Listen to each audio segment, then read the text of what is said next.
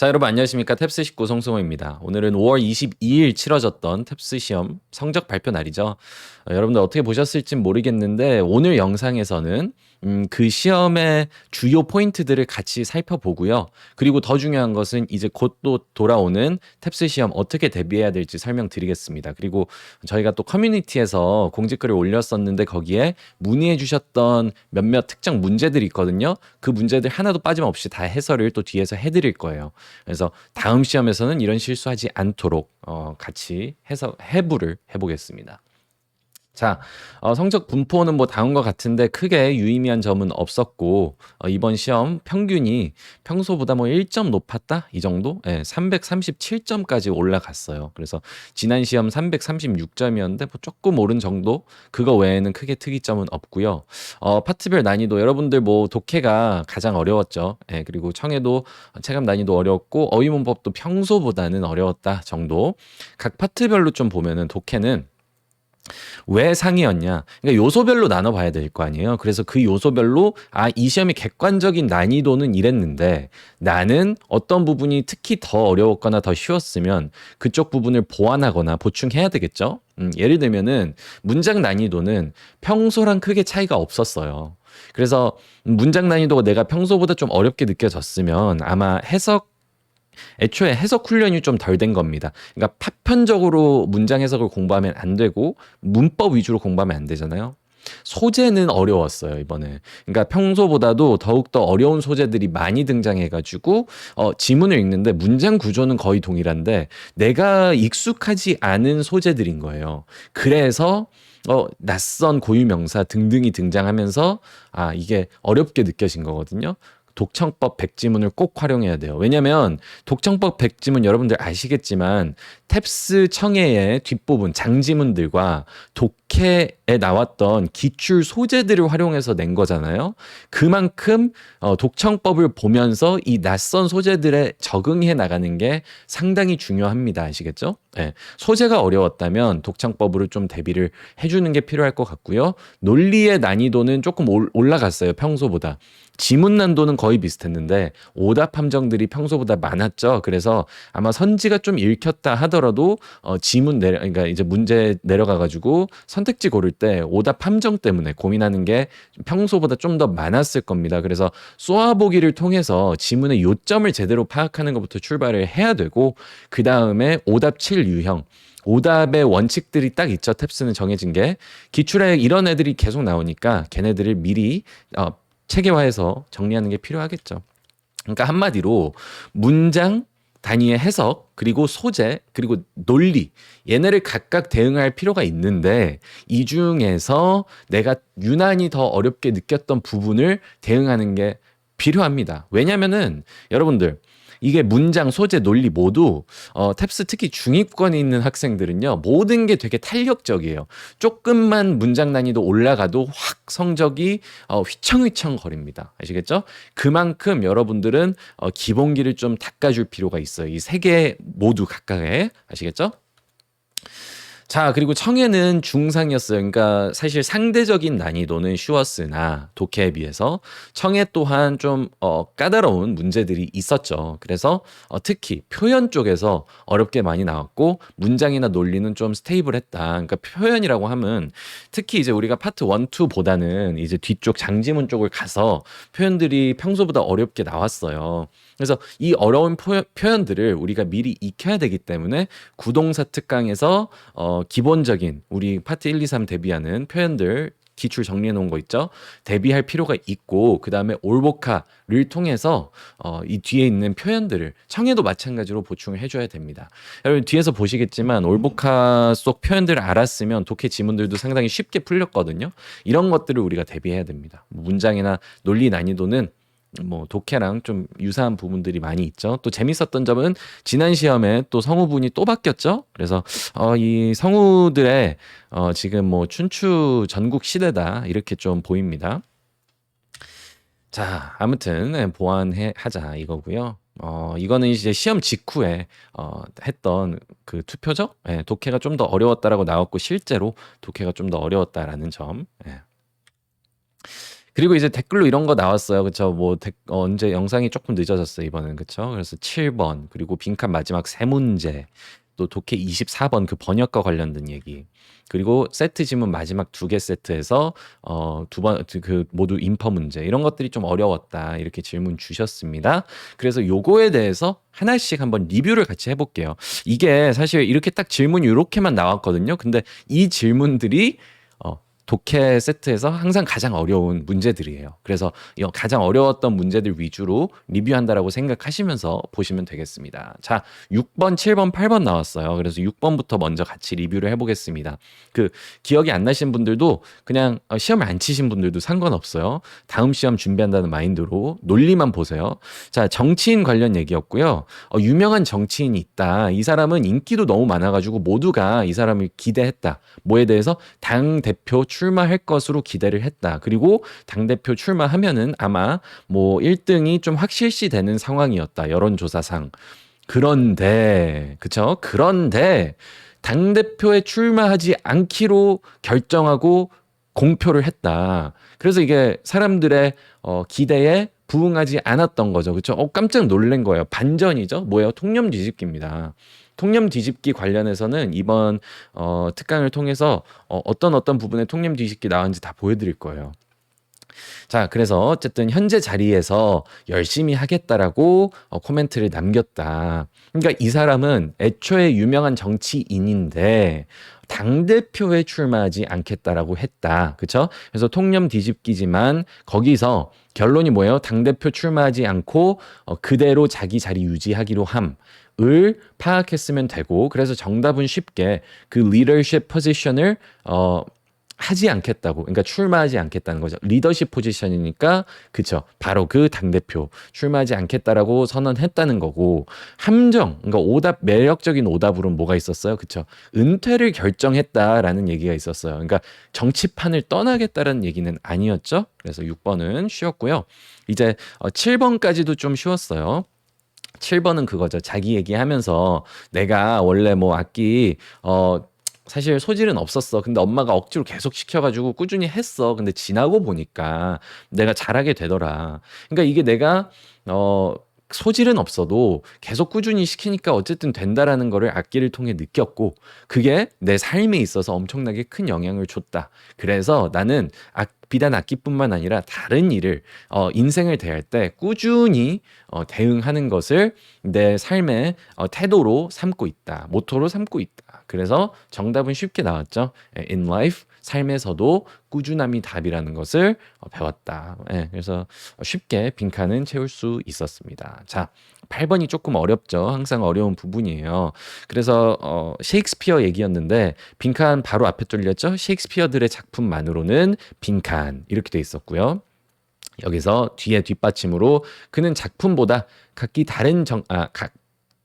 작품마다 각기 다른 정치 성향을 내비치고 있다. 이런 것들을 뭐 두세 문장에 걸쳐서 설명을 했고, 그러다 보니 it is therefore 뭐 hard to predict 이런 식으로 나왔겠죠. 예측하기 쉽지 않다. 이렇게 나왔어요. 그러니까 한마디로 결국에 빈칸 문장 제외한 나머지 부분은 다 어쨌든 주제를 담고 있긴 했으나, 저기 지금 이 두 번째 줄에 있는 거 각기 다른 정치 성향이라고 해놓고 거기에 두 문장으로 첫 번째 하나의 작품을 보면 얘는 이럴 거라고 생각이 들어. 근데 두 번째 문장에서는 다른 작품을 보니까 다른 정치 성향을 유추하게 돼. 그래서 it is therefore 예측하기 쉽지 않아. 이런 식으로 해놨기 때문에 지문의 구조를 파악만 했으면, 지금 중간에 아주 지엽적으로 봐놓고, 이 사람이 보수라는 게 아니구나를 파악만 했으면 되는 거예요. 이 사람은 보수, 진보, 이런 쪽으로 다양하게 글을 썼네. 그래서 결론 마지막에 나오는구나. 이것만 파악했으면 쉽게 정답 A를 골랐을 수 있겠죠. 정치 성향을 파악하기 쉽지 않을 것이다. 그렇죠? 셰익스피어들의 작품만으로는, 그 작품만 보고는 그의 정치 성향을 파악하는 것은 쉽지 않다라는 게 정답이 되는 거죠. compelling.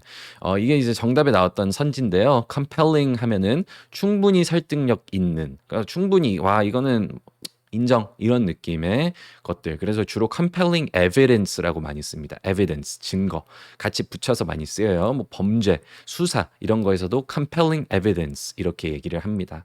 충분히 설득력 있는. 그리고 이거 보시면은 여러분들 몰랐다 하더라도 반성하셔야 되는 게 2600번대 올보카 2600번대 있기 때문에 되게 쉬운 표현인 겁니다. 자, 그 다음에 이제 또 어려운 추론 가겠습니다. 추론이 이번에는 24번도 조금 까다롭게 나왔나요? 네, 한번 보겠습니다. 자, 그거였죠. 그래서 이제 작품의 원작자에 대한 논란이에요. 그래서 작가가 있는데 이 작가가 뭐 예를 들어서 외국인 작가예요. 프랑스 작가예요. 그래서 이제 번역가가 이 프랑스 작품을 번역하면 어쨌든 자기가 글을 써야 되잖아요. 그래서 쓴 글인데 이거를 가지고 이 작품의 원작자 자체가 누구냐 여기에 논란이 벌어진 거죠. 그래서 작가가 진짜로 쓴 거냐 아니면은 번역가가 자기가 직접 글을 쓴 거냐 여기에 대한 논란이 좀 있다. 글이 어떻게 흘러갔냐면 통념 먼저 제시해 줬어요. 작가가 그러니까 X 작가가 원래 원작자라고 알려진 작품이 있어. 근데 이 작품은 번역가에 대한 논란도 좀 있어 하면서 이제 뒤집어져요. 번역가 Y는 꿈에서 뭐라고 얘기했냐면 꿈에서 X 작가가 자기한테 이 이야기를 들려줬다라고 주장했다. 그러니까 이거는 어떤 작품을 가지고 와서 자기가 번역한 게 아니고 꿈속에서 갑자기 그 작가가 등장해가지고 이야기를 쭉 프랑스어로 얘기해줘서 내가 그걸 영어로 받아 적은 거야라고 주장하고 있다. 근데 그걸 누가 믿겠냐 뭐 이런 식으로 하면서 글이 끝납니다. 정답은 뭐예요? A 작품은 번역가 그러니까 그 Y라는 사람이 원작자다라고 결론을 내릴 수 있는 거죠. 왜냐하면 지문에서는 정확히 Y가 원작자라고 명시를 하진 않으나 저기 뒤집기 부분에서 꿈에서 얘기했다. 근데 그걸 누가 믿느냐? 터무니없는 주장이다. 라는 것을 통해서 원작자 자체가 번역가구나 라는 것을 유추 아닌 유추를 할 수 있다라는 것이에요. 그러니까 우리가 흔히 알고 있는 이 paraphrasing이라고 하는 거의 동의어 교체하는 수준으로 추론 문제들은 출제가 돼요. 너무 상식적인 수준에서. 그래서 이 정답은 A 쉽게 됐습니다. 자, 똑같이 마찬가지인데요. 25번도 사실 추론이라고는 하는데 뭐 추론이라고 할 것도 없습니다. 자, 볼게요. 이게 그 언론사의 편집장의 정치 성향 관련 문제였어요. 그러니까 이 사람이 편집장이 되게 정치 성향 때문에 논란이 되고 있는 거죠, 이번에는.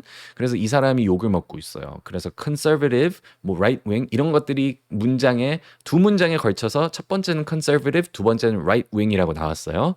얘네들을 살살 대하고 있다. 그러니까 한마디로 좀 봐주고 있다. 조금 봐주고 있어요. 여러모로 막 잘못을 해도 좀 덜 강하게 욕하고 뭐 이런 좀 어느 정도 유두리 있게 넘어가고 이런 것들이 좀 있었다. 그래서 기자들, 그러니까 이 언론사 소속 기자들이 욕을 한다. 그 편집장을. 그 편집장이 뭐라고 하고 있다고 욕을 한다? Is taking a more centrist position than usual. 이런 식으로 쓰여 있었어요. centrist가 뭐예요? 중립이죠. 중립 기어 박는다. 뭐 이런 얘기하죠. 그 중립적인 포지션 than usual. 평소보다 좀 중립을 유지하려고 한다. 이런 얘기를 해요. 그러면 그 usual이 뭐냐? 가 이제 핵심인 거죠. 근데 저기 괄호 쳐진 부분은 지문에 나와 있진 않아요. 근데 두 문장을 합치면 나오는 거죠. conservative나 right wing을 살살 대하고 있어. 그래서 얘네를 봐주고 있어. 평소 같으면 훨씬 더 심하게 욕을 했을 텐데 뭐예요? 그 right wing을 욕하는 left wing이었을 텐데 라는 게 핵심이 되겠죠. 그렇죠. left wing 혹은 not conservative 이런 게 아마 원래의 그 언론사의 정치 성향이었을 텐데 편집장이 좀 들어와가지고 좀 중립적으로 막 하니까 욕을 먹는 거죠. 이해되시죠? 그래서 정답은 D였죠. 언론사 기자들, 즉 이제 그 해당 언론사의 기자들은 뭐라고 어떤 정치 성향을 띠고 있다라고 볼 수 있어요? 그쵸? 보수가 아니라고, left wing이라고 추측, 추론, 어떻게 보면 합리적인 추론을 할 수 있는 것이죠. 그쵸? 네. 그래서 이것도 사실 문장 해석 구조로만 보면 엄청 쉬웠어요. 근데 소재, 그리고 표현, 어렵고 conservative 한 번 나오고 막 right wing 나오고 하니까 이게 막 멘붕 되는 거죠. 그래서 제가 맨날 뭐라고 말씀드립니까? 유튜브에 심지어 이건 무료로 공개된 탭스 배경 지식 특강이죠. 뭐예요? 이런 것들 기본적으로 표현들을 익혀가야 되고요. 이 특정 표현들 우리가 특강에서 하는 거 외에도 올복하면 제대로 암기되면 이런 거 표현 때문에 소재 때문에 문장 해석 구조 쉬운 문제 틀릴 일이 없습니다. 자, 여기 화면 한번 볼게요. right conservative 같은 거라고 표시해놨고요. left liberal 같은 거라고 표시를 해놨습니다. 이것만 한번 암기를 해갔으면요. 지금 이 지문 25번 지문 원래 가장 어려워야 되는 문제거든요. 엄청 쉽게 풀리는 거예요. 아시겠어요? 이 지문은 conservative, right wing, 뭐 centrist 이런 거 가지고 여러분들이 모를 거라고 가정하고 내기 때문에 근데 이 지문에서 단서들 가지고 어느 정도 단서들을 활용하면 추론을 해서 맞출 수는 있기 때문에 이렇게 내는 거거든요. 미리 배경 지식 익혀가면은 금방 쉽게 맞출 수 있는 거예요. 30초 컷 할 수 있는 문제였습니다. 다 나와 있어요. 지문에 나왔던 모든 표현 특강에서 다 다뤘거든요. 왜 안 봅니까? 조회수 너무 낮아요. 제발 보십시오. 중간에 심지어 center 그리고 여기 left 뭐 left of center 이런 것까지 다 들어갔잖아요. 이것만 익히면 문제 너무 쉬웠습니다. 질문 요거 25번 가지고 질문하는 거는 조금 개인적으로 좀 슬프다라고 표현을 하고 싶습니다. 자, 어쨌든 또 도움 받으신 분들도 많을 겁니다. 도움 받으신 분들은 댓글 남겨주세요. 자, 이렇게 되고요. 그다음 이제 또 세트 문제 2개 세트, 마지막 2개 세트가 어렵긴 했어요. 그러니까 원래 세트 5, 맨 마지막 세트는 항상 어려운데 세트 4는 좀 그때그때 다르거든요. 이번에 어렵게 나왔어요. 그래서 아마 다음 시험은 세트 4 좀 쉽게 나오지 않을까라는 생각이 있습니다. 어쨌건 간에 5월 시험은 세트 문제 어렵게 나왔거든요. 세트 4도 같이 보겠습니까? 같이 보겠습니다. 뭡니까? 가계도 얘기했죠. 그래서 가계도를 추적하는 방식이 2가지가 있다 하면서 이제 지문이 어떻게 흘러갔냐. 가계도, 추적 해서 표현들이 막 다양하게 나와요. genealogy, 뭐 lineage 뭐 이런 식으로 나오고 추적, trace 이렇게 나와요. 2가지 방식이 존재하는데 첫 번째 방식은 남자 중심으로 간다. 그래서 아들이 속해 있으면 더 우선시 해가지고 prioritize 해서 그쪽으로 가계도를 좀 추적을 하고 그 다음에 B, 2번째 방식은 남자 중심이 아니겠죠. 당연히 A는 남자 중심이었으면 남녀 중립이다. 그래서 남녀와 상관없이 묶어가지고 그냥 뭐 여기 계층 이런 식으로 묶어서 가계도를 추적한다 이렇게 나와 있습니다. 뭐 사실 이거는 정말 아까 이제 political spectrum과 관련된 문제랑 거의 똑같은 건데요. 논리적인 게 어려운 게 전혀 없었어요. 논리적으로 좀 꼬아낸 거는 사실 그 세트 5 여러분들이 가장 어려워하는 전형적인 세트 5가 어려웠는데 세트 4에서 많은 분들이 고전한 이유 특히 중위권 학생들이 고전한 이유가 표현들을 몰라서예요. 이건 소재도 아닙니다. 표현이에요. 그래서 표현들을 좀 익히자라는 게 좀 이번 지문의 세트 4의 핵심 교훈이 되겠습니다. 여러분들 지금부터 시험까지 시간 좀 남으셨죠? 지금까지 외워왔던 단어들 한 바퀴 싹 정리하십시오. 시험장 가서 저한테 고마워할 겁니다. 뭐라고요? 시험장 가기 전에 며칠 안 남았죠? 내가 지금까지 외워왔던 단어들 싹 다 한 바퀴 다시 돌리십시오. 예, 빈틈만 다시 메워도 엄청나게 도움 될 거예요. 32번. 그러니까 두 문제 중에 첫 번째 문제는 뭐라고 나왔어요? 그치, 이거 주제 문제였기 때문에 되게 쉽긴 했거든요. 큰 개요만 파악했으면 되는 거죠.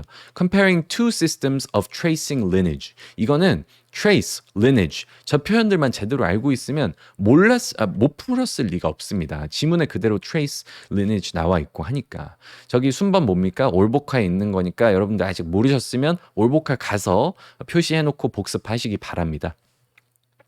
자, 그래서 32번은 C였고요. 그 다음에 33번은 D예요. 뭐냐면은 이게 이제 추론 가능함 물어보는 건데 사실 추론조차도 아니었어요. B는 아들이 상대적으로 덜 중요시 여겨진다. 뭐 이거잖아요. 덜 중요하게 여겨진다. 왜 그렇겠습니까? A가 남자 중심이고 B는 남녀 상관을 안 하니까 B가 상대적으로 A에 비해서 남자가 덜 중요한 거죠. 이거 뭐 추론이라고 해야 됩니까? 이 정도도? 사실 이거는 그냥 해석만 됐으면 쉽게 풀 수 있는 문제. 그래서 이 지문은 뭐가 문제였다? 그쵸.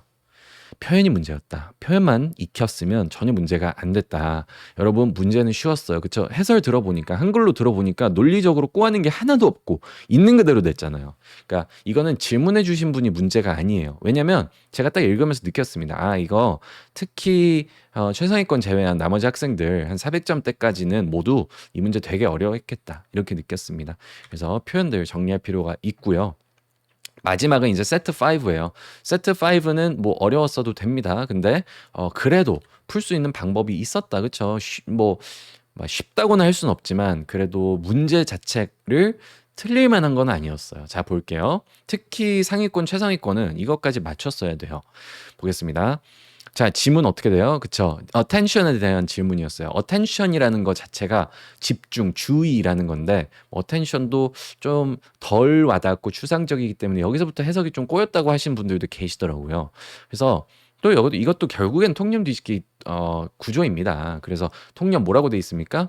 뇌가 정보를 어떻게 처리하는지 그동안에 집중을 많이 해왔다. 집중에 대해서 연구를 하면서 항상 과학자들은 어디에 집중적으로 봤다? 뇌가 정보를 어떻게 처리하는지에 있어서 집중을 했다. 프로세스 하는지. 그런데 최근 들어서 뭐가 이제 부각되고 있어요? 그쵸? 뒤집어 가지고 뇌가 어떤 부분에 집중하고 정보를 처리하는지의 문제가 아니고 오히려 다른 단서들을 어떻게 배제할지를 그 정보를 어떻게 처리하는지 쓸데없는 건 어떻게 발라내는지를 보는 게 집중 연구에 있어서는 되게 중요하더라 하면서 두 가지 얘기를 했어요. 지문이 어떻게 올라갔냐? 첫 번째 그 단락에서는 집중시키는 것이란 특정 정보를 배제시키는 것이다. 이렇게 정의를 좀 제시하면서 쭉 구현을 좀 했고, 두 번째 문단에서는 정보 배제의 절차. 실제로 이 연구를 해보니까 정보 배제가 어떤 식으로 이루어지더라 우리 머릿속에서 하면서 좀 전문 용어 나온 거예요. 그렇죠? 이 구조만 파악했으면 됐겠죠. 항상 빈칸 채우기, 주제 찾기, 추론, 그리고 더 나아가서는 세트 문제, 열 문제 모두 다 뭡니까? 큰 그림을 일단 파악해야 되고, 그래서 쏘아보기로 접근할 수 있으면 그러면 문제들 풀이해내는데 전혀 문제가 없어지겠죠. 볼게요. 얘도 큰 그림은 지금 지문에 나와 있는 정도의 3개 줄 정도죠. 이걸 가지고 문제 푸는 거예요. 34번이야. 주제 찾는 거니까.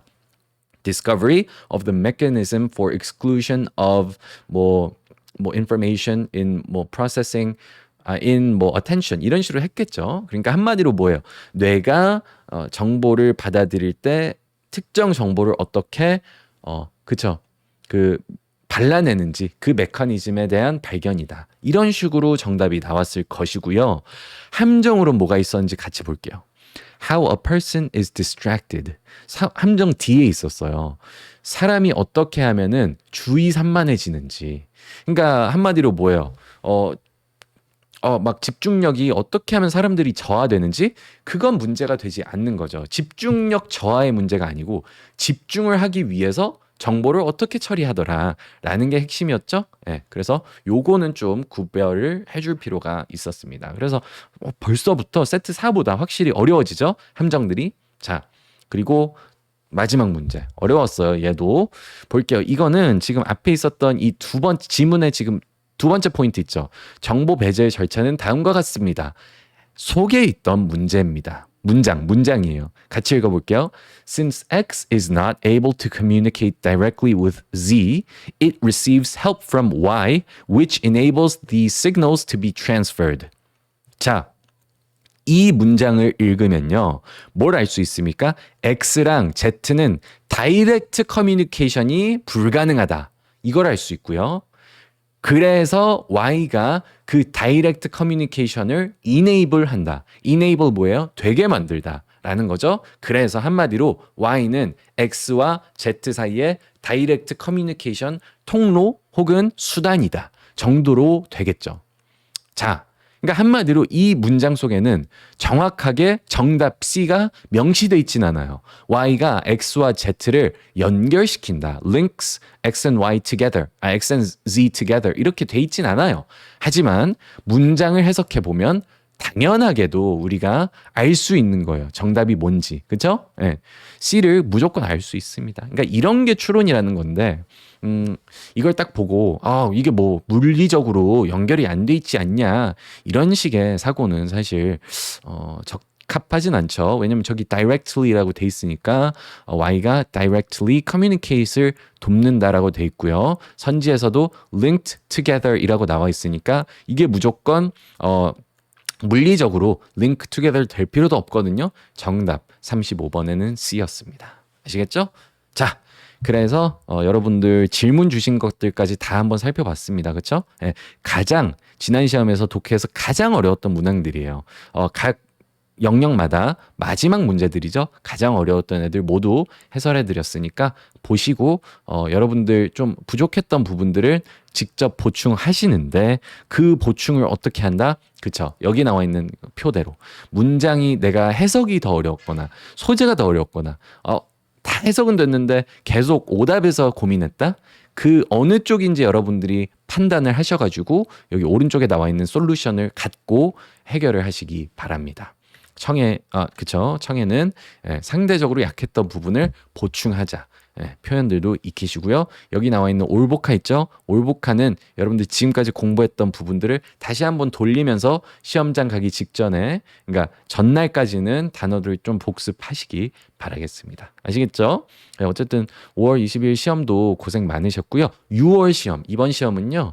또 마찬가지로 약간 대학생 시험 기간이 걸쳐 있어가지고 사람이 평소보다 또 적을 겁니다. 어느 정도 마음의 준비하고 가시면 되겠습니다. 여기서 마무리할게요. 여러분 고생하셨습니다. 화이팅!